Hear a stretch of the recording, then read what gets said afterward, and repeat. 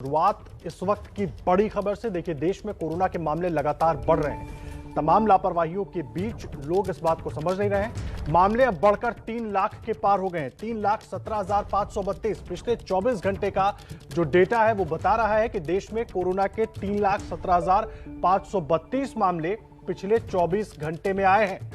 और मामले देखिए पिछले 2 दिनों से लगातार बढ़ते हुए, और मंगलवार के मुकाबले बुधवार को 45,000 मामले बढ़े थे। और अब जो नया आंकड़ा है वो 3,17,532 नए केस कोरोना के आए हैं देश में। पिछले 24 घंटे में बड़ी उछाल कोरोना के मामलों में। 3,17,532 नए केस आए हैं। बार बार WHO भी आगाह कर रहा है कि भले ही कोरोना बहुत ज्यादा खतरनाक मोड में नहीं दिख रहा हो, लेकिन मामले लगातार बढ़ रहे हैं, इसलिए सावधान रहने की जरूरत है। प्रफुल्ल श्रीवास्तव हमारे सहयोगी जुड़ गए हमारे साथ। प्रफुल्ल, थोड़ी सी राहत बीच में दिखाई दी थी, लेकिन एक बार फिर कोरोना के मामलों में बड़ी छलांग नजर आ रही है। मतलब लापरवाही बहुत ज्यादा हो रही है।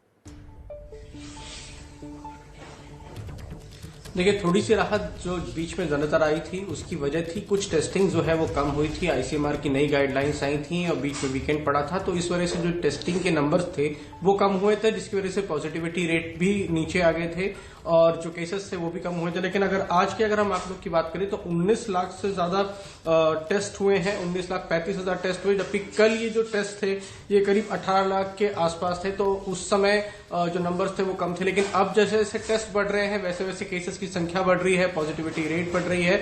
और यही देखने को मिल रहा है कि जब टेस्टिंग के नंबर्स बढ़ रहे हैं तो केसेस भी ज्यादा सामने आ रहे हैं। यानी ICMR की जो नई गाइडलाइंस है उसकी वजह से बीच में कुछ जरूर थोड़ा सा कमी देखने को मिली थी, लोग टेस्ट नहीं करवा रहे थे, लेकिन अब ये नंबर्स बढ़ रहे हैं। कल ये नंबर जो है 2,82,000 थे, आज वो 3 लाख के पार चले गए हैं। और लगातार WHO और भारत सरकार यही आगाह कर रही है कि बहुत माइल्ड है, इसके बारे में ये लोग सोच रहे हैं, लेकिन ये संक्रमण बहुत तेजी से फैलता है। और ये संक्रमण जो है अब उसके अगर आप मौत के आंकड़ों को देखें तो वो भी काफी तेजी से बढ़ रहे हैं। हर दिन जो मौत के आंकड़े हैं उसमें भी उछाल देखने को मिल रहा है। एक चीज हमारे दर्शकों को समझाइए, जो मौत के आंकड़े 450 के पास। एक चीज हमारे दर्शकों को समझाइए, बहुत अहम हो जाता है इस बात को समझना, क्योंकि मंगलवार के मुकाबले बुधवार को जो आंकड़े आए तो उसमें 45,000 केसेस ज्यादा आए। आज जो मामले आए हैं ये भी करीब 34-35,000 मामले कल से ज्यादा आए हैं। अब सवाल ये है कि ये केसेस जो बढ़ रहे हैं, घट रहे हैं, ये केवल डेटा में हो रहा है, टेस्ट कम होने की वजह से हो रहा है? वजह क्या है इसकी, समझे कैसे इसको?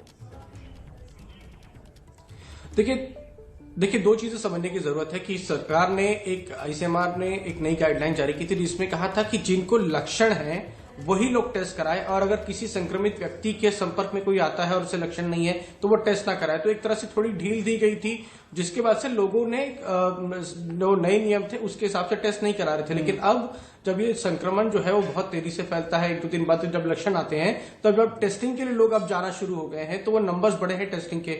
और जैसे ही टेस्टिंग के नंबर्स बढ़ रहे हैं वैसे ही पॉजिटिविटी के नंबर बढ़ रहे हैं, केसेस बढ़ रहे हैं। तो अब ये नंबर जो है वो बढ़ेंगे, क्योंकि संक्रमण जो है वो 1-2 दिन बाद जब इसमें लक्षण आने लगते हैं तब लोग टेस्ट कराने जाएंगे।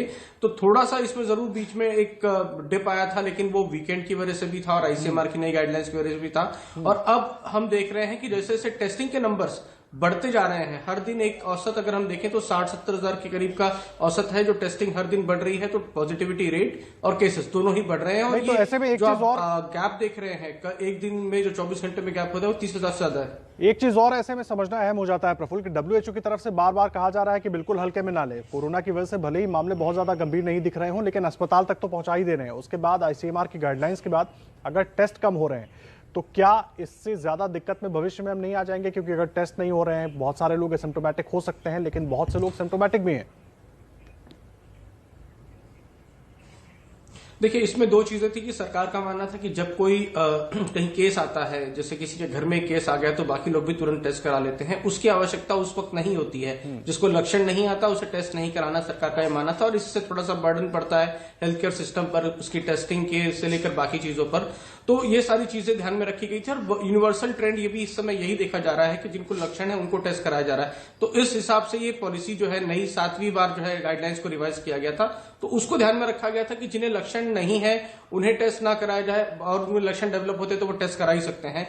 इसके अलावा होम टेस्टिंग के भी छूट दी गई थी। तो सारी चीजें थी, लेकिन इस बीच में लोगों ने बहुत ज्यादा हल्के से लिया इसको कि बुखार मान लिया या सर्दियों में थोड़ा ठंड लग गई, इस तरह से लेने लगे। लेकिन अब ये केसेस जो है, क्योंकि ये संक्रामक है, काफी WHO भी कह चुका है कि इसको हल्के सर्दी जुकाम बुखार की तरह ना ट्रीट किया जाए, अगर लक्षण है तो तुरंत टेस्ट कराया जाए, जो कि ICMR भी कह रहा है। तो बीच में लोगों ने जरूर इसको बहुत हल्के में लिया, लेकिन अब ये केसेस बढ़ रहे हैं और इसका यही देखने को मिल रहा है कि जो रफ्तार है वो डेल्टा के जो वेरिएंट था, जो कि जिसने अप्रैल मई में काफी कहर मचाया था, उससे 3 गुना ज्यादा है। यानी एक दिन में 30-40 हजार मामले जो है बहुत तेजी से बढ़ रहे हैं, जबकि टेस्टिंग उस अनुपात से नहीं।